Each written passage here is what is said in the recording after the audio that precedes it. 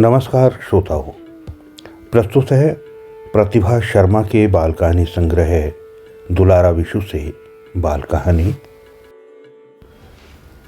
समझ गया बब्बी। घर में रहने के कारण बब्बी समझ नहीं पा रहा था कि गणपति उत्सव पर क्या करे। इस बार वो अपनी नानी के घर था। कोरोना राक्षस ने स्कूल जो बंद करवा दिए थे। जब स्कूल बंद तो बब्बी अपनी नानी के रहता था। उसकी माँ स्कूल जाती क्योंकि अध्यापकों को स्कूल से ही पढ़ाना था। बेचारी माँ बहुत चिंतित, कैसे पढ़ेगा बब्बी। हाँ, नाना नानी अध्यापक पद से सेवानिवृत्त हुए हैं, पर बब्बी को पढ़ाना उनके बस की बात नहीं।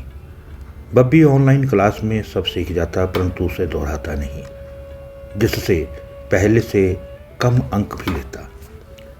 माँ पापा परेशान थे, नानी तो और भी अधिक। वो कहती, बगाड़ी दिता पौने, किच करना पौना। नानी की डांट सुनकर भी बब्बी को ज़्यादा असर नहीं होता।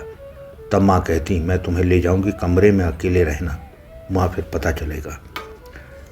इस पर बब्बी वायदे करता, अब मैं पढ़ूंगा, पर मुझे यहीं रहना है।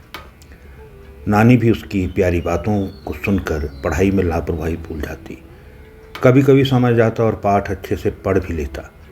कोरोना बेचारे बच्चों के साथ बहुत अत्याचार कर गया। दोस्त भी नहीं मिलते थे। रात को सोचता रहा, हमारी झील में गणेश विसर्जित होते थे, बहुत सुंदर दृश्य होता था। मैं पापा के साथ बोटिंग का मजा लेता था। इस बार ऐसा दृश्य नहीं देख सकूंगा। पिछले साल भी कुछ लोगों ने नियमों का पालन करके विसर्जन कर ही दिया था। क्या इस बार भी होगा वहाँ? बब्बी ने टीवी पर सुना, गणेश जी की विदाई पर खूब हजूम उमड़ा था। कोरोना इतना बढ़ रहा है और लोग बिल्कुल नहीं मानते। वो जोर से बोला और उसके पापा ने कहा, क्या हुआ बब्बी? पापा जी, एक बात बताओ, गणेश जी तो प्रथम पूज्य है, उन्हें हम हर अवसर पर घर में पूजते हैं। माँ कहती है, गणेश जी को माथा टेको, वे हर समय साथ रहकर रक्षा करते हैं। हम उनसे कहते हैं, हमारा घर छोड़कर कभी नहीं जाना गणेश जी, तो फिर क्यों उन्हें कुछ दिनों के लिए लाना और फिर विदा देना? मुझे पसंद नहीं आया। कहते तो सही हो बब्बी, पर सभी की अपनी अपनी श्रद्धा है बेटा। हम दूसरों को अपने अनुसार नहीं चला सकते। आप अपना ध्यान पढ़ाई में लगाओ, पापा ने उसे समझाया।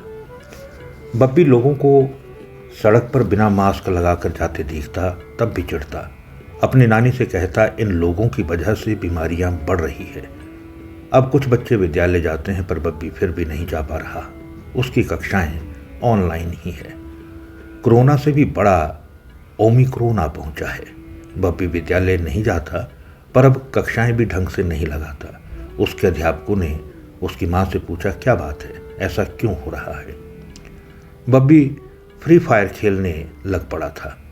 जब उसकी माँ ने उससे पूछा, क्या बात है, आप कक्षाएं नहीं लगाते हो? तो रोते रोते सच बता दिया।